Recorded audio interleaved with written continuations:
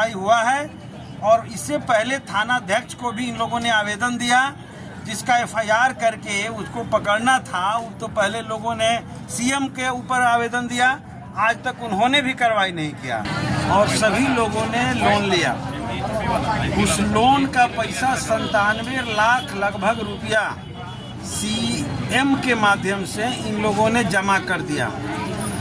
लेकिन वो पैसा जमा हुआ कि नहीं हुआ, बैंक द्वारा। नमस्कार, प्रणाम। मैं मनीष कुमार और आप देख रहे हैं हिंदुस्तान टीवी। आज हम उपस्थित हैं सीवान जिले के मैरवा में, और यहाँ पे सभी स्टेट बैंक ऑफ इंडिया के ब्रांच पे हम हैं। यहाँ पे महिलाओं ने जो जीविका में जुड़ी हुई है, उन लोगों ने यहाँ पे सम्मेलन किया हुआ था, और उनका आरोप है कि जो जीविका समूह की जो सीएम है, इन लोगों के द्वारा जमा किए गए पैसों को, जिसको उन्हें बैंक में लाकर जमा करना था, वो पैसा लेकर के वो फरार हो गई है। इसी को लेकर के महिलाएं यहाँ पे धरना प्रदर्शन कर रही थी, और हम यहाँ पे उपस्थित लोगों से बात करेंगे, जनप्रतिनिधियों से बात करेंगे और जानेंगे पूरा मामला क्या है। आए खाती आई आज जीविका में हमार नाम रहला। अच्छा, हम लोन नहीं खिले ले। हाँ। हम 2 साल 10 रुपया जमा कैनी। अच्छा। ओकरी बाद 2 साल के बाद निकल गई। कॉपी जौन देले रहे, हम 10 रुपया जमा करी, लिख के हमरा के दे जाओ, अपना में लिखवा ले। अच्छा। ओकरी बाद वो हमके कॉपी ले ले, हम कहीं हम निकल जाता नहीं, हम ना रह। ओकरी बाद में वो कॉपी ले ले, हमके जोड़ के दे दे जितना रहे जमा। हाँ। ओकरी बाद हमारा में से लोन काटल ले भी। अच्छा। 4,000 लोग लगे लोन के एथी गैर लगा, नोटिस नहीं के गई। अच्छा। वही तो जब हाथ से पैसा देता है बैंक, तो हाथ से मांगो, पहले नोटिस भेजो। अच्छा। व्यक्ति के जब ग्रुप जो आदमी के बाद वो ग्रुप में नोटिस भेजो कि आपके ऊपर लोन है, आइए हमारे पास। काहे चोरी के लिए बैंक से ये हुआ। तो के रहल होई में के मेन एथी के अंजू कुमारी। अंजू कुमारी कहाँ घर उनका? सेवतापुर पंचायत के।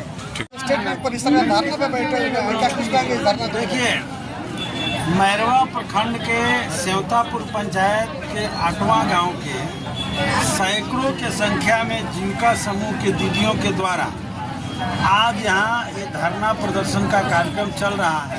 उन लोगों का मांग है कि हम लोग जीविका समूह से, जो हमारे यहाँ ग्राम संगठन है जिसमें 22 लगभग जीविका समूह है, और सभी लोगों ने लोन लिया, उस लोन का पैसा 97 लाख लगभग रुपया सीएम के माध्यम से इन लोगों ने जमा कर दिया। लेकिन वो पैसा जमा हुआ कि नहीं हुआ, बैंक द्वारा इन सभी जीविका समूह सदस्यों के अकाउंट से कोई 15,000, 20,000, 10,000 करके काटा जा रहा है और बैंक से रिकवरी कराया जा रहा है। तब इन लोगों का जो है कान खड़ा हुआ कि हम लोग पैसा जब जमा ऑलरेडी कर चुके हैं, तो फिर बैंक हमसे पैसा क्यों ले रहा है। और इस सवाल पर आज 2 महीना 3 महीना से गहन जांच पड़ताल चल रहा है, कोई रास्ता नहीं निकल रहा है।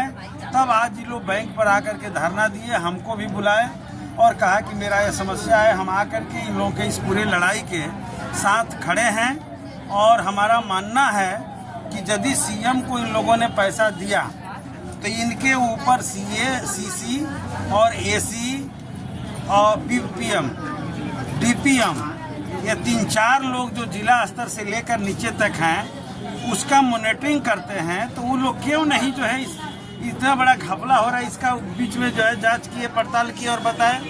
और बैंक में पैसा जमा हुआ कि नहीं हुआ, इसकी जानकारी उन लोगों को क्यों नहीं है। इसका मतलब है कि इन सारे अधिकारियों का मिली भगत है, और ये लोग प्लानिंग में है कि बुर्बक मूर्ख महिलाएं हैं गांव समूह की, हम लोग पैसा घपला कर जाएंगे और ये पैसा उन लोग के खाता से कट जाएगा, वो लोग कुछ नहीं बोलेंगे। ये सोच करके सारे कार्रवाई हुआ है। और इससे पहले थानाध्यक्ष को भी इन लोगों ने आवेदन दिया, जिसका एफआईआर करके उसको पकड़ना था। तो पहले लोगों ने सीएम के ऊपर आवेदन दिया, आज तक उन्होंने भी कार्रवाई नहीं किया। बैंक मैनेजर आज चले गए हैं इलेक्शन ड्यूटी में, वो भी अपना पल्ला झाड़ रहे हैं। डीपीएम से बात हुआ, वो कह रहे हैं कि हम भी इलेक्शन ड्यूटी या किसी मीटिंग में जा रहे हैं। तो इन लोगों ने कहा कि हम लोग एक समय देंगे और सबको बुलाएंगे। लेकिन मेरा मांग है कि किसी भी सूरत में ये 97 लाख रुपया जो सीएम के माध्यम से इन लोगों ने जमा किया है, वो जमा बैंक में होना चाहिए और तत्कालिक तौर पे जितने पैसे इन लोगों के बैंक अकाउंट से कटा है वो बैंक अकाउंट में लौटाया जाना चाहिए और आज के बाद से एक पैसा नहीं कटना चाहिए। विधायक जी, और दोषी जो अधिकारी हैं जिनके द्वारा इस तरह की कार्रवाई की गई है उन पर एफआईआर दर्ज करके जो धारा बनता है उसके तहत उनकी गिरफ्तारी बनती है या कुर्की जब्ती होता है, जो भी हो वारंट निकाल करके उनको किया जाए और एक जल्द से जल्द 2-4 दिन के भीतर समय सीमा निर्धारित करके BPM, DPM, AC, CC, CM और बैंक मैनेजर ये सारे लोग इन सारे समूह की जुड़ी हुई सदस्य बहनों को बुलावें और उनके बीच हम लोग प्रतिनिधियों को भी सूचना दे। हमारे मुखिया जी बैठे हुए हैं, हमारे बभनौली के भी मुखिया जी हैं, सेवतापुर पंचायत के मुखिया हमारे अर्जुन जी भी हैं, मुड़ियारी पंचायत के मुखिया हमारे पार्टी के मुकेश जी हैं, तेज बहादुर जी हैं, इम्तियाज जी हैं, अजय जी हैं पूर्व मुखिया सहित ये सारे लोग हम लोग इन लड़ाई के साथ खड़े हैं और हम लोग का एक ही मांग है कि पैसा रिकवरी होना चाहिए और जो दोषी है उन पर सख्त से सख्त कार्रवाई होना चाहिए। अगर इस सब का नहीं होता है तो ये मामला यहाँ रुकेगा नहीं।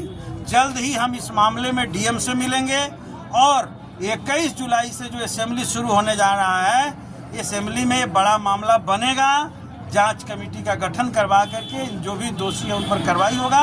और एक जगह का ये मामला आया है, पता न कितने समूहों में ये सरकार जो है समूह गठित करके पीठ थपथपवा रही है कि हमने जीविका दीदियों को लोन दिया, ये दिया। ये पहली सरकार है जिसके रीजन में माइक्रो फाइनेंस कंपनियों से या जीविका समूहों से आज तक ये लोग कहते हैं कि लालू जी के समय में क्या था 20 साल पहले। मैं पूछना चाहता हूं कि लालू जी के समय में महिलाएं ऋणी नहीं थी, वो कर्जदार नहीं थी। आज नीतीश जी के समय में गांव-गांव की महिलाएं लाखों करोड़ों रुपए के कर्जदार हो गई है। ये इस सरकार के लिए शर्म की बात है। आज महिलाएं कर्ज में डूबी है और इनसे जबरदस्ती रिकवरी कराया जा रहा है। अगर आर्थिक स्थिति ठीक होता तो इनको लोन लेने की क्या जरूरत होती। ये लोन ले करके खा करके आज हमने गुठनी में सुना कि एक माइक्रो फाइनेंस कंपनी ने जो लोन दिया था जबरन वसूली के चलते महिला फांसी लगा ली। चंपारण में महिला जो है पूरे परिवार के साथ जहर खा ली। तो आज नीतीश जी के राज में इस तरीके से पूरा हम लोग देख रहे हैं कि गांव-गांव की महिलाएं कर्जों में डूब चुकी है और कर्जों से तबाह होकर के महिलाएं फांसी लगा ली है, जहर खा रही है, आत्महत्या कर रही है, पति घर से निकाल दे रहे हैं। ये हालत महिलाओं के साथ हो गया है और महिला सम्मान की बात करते हैं। सरकार जो इस तरह के समूह का गठन की महिला सशक्तिकरण के लिए, जबकि उलट में देखा जाए तो महिलाओं का शोषण हो रहा है। बिल्कुल शोषण हो रहा है, ये सशक्तिकरण नहीं है। अगर सरकार का नियत ठीक होता तो महिलाओं को लोन देने के बजाय 2500 रुपया जो हमारा इंडिया गठबंधन ने घोषित किया है, इनके खाते में पर मंथ 2500 रुपया दे देती, या इन लोगों को, इन सारे महिलाओं को किसी न किसी काम में जोड़ते, नौकरी पेशा से जोड़ा जाता। ऐसी सरकार है जो 55 रुपया में रसोइया को 8-8 घंटा 12-12 घंटा काम करवाती है। हमारी आशा बहनों को 2000 भी नहीं दे पा रही, जो एग्रीमेंट हुआ वो भी नहीं दे पा रही है। और इस तरह से तमाम समूह, जीविका कैडर जो लोग हैं उनको 2000 दे रहे थे, वो लौटा लिए थे। फिर हल्ला गुली इन लोगों ने किया तो दिया और उसके नीचे न अध्यक्ष को कुछ मिलता है, न कोषाध्यक्ष को मिलता है, न सचिव को मिलता है। और समूह की महिलाएं तो लालच में लोन लेती है कि कुछ उपार्जन करे, उपार्जन भी नहीं होता है और उल्टे इन लोगों का शोषण हो रहा है। तो इस सरकार में तो महिलाओं का सशक्तिकरण नहीं, महिलाएं और दुर्बल और कमजोर हो गई है। और इसलिए अभी इस मसले पर ही हम कहेंगे कि इस मामले की जांच होनी चाहिए और जो दोषी है उस पर कार्रवाई होना चाहिए। बहुत बहुत धन्यवाद। समूह की जो सीएम है वो तो अकेले इतना पैसा घपला की नहीं होगी, किनकी संलिप्तता हो सकती है इसमें? पूरा का पूरा सीएम के साथ इनके ऊपर के जो लोग हैं, सीसी हैं, अभी बोल रहे थे, एसी हैं, बीपीएम है, डीपीएम है और बैंक के भी कुछ अधिकारी, सबके एक साथ तार जुड़ा हुआ है और सबके मिली भगत इतना बड़ा मामला हुआ है। और आज जब महिलाएं आंदोलन में आई है, सड़क पर उतरी हैं मजबूर होकर के, तब अपना सब लोग सफाई दे रहे हैं। तो जांच से ही पता चलेगा कि कौन कौन धरा रहा है।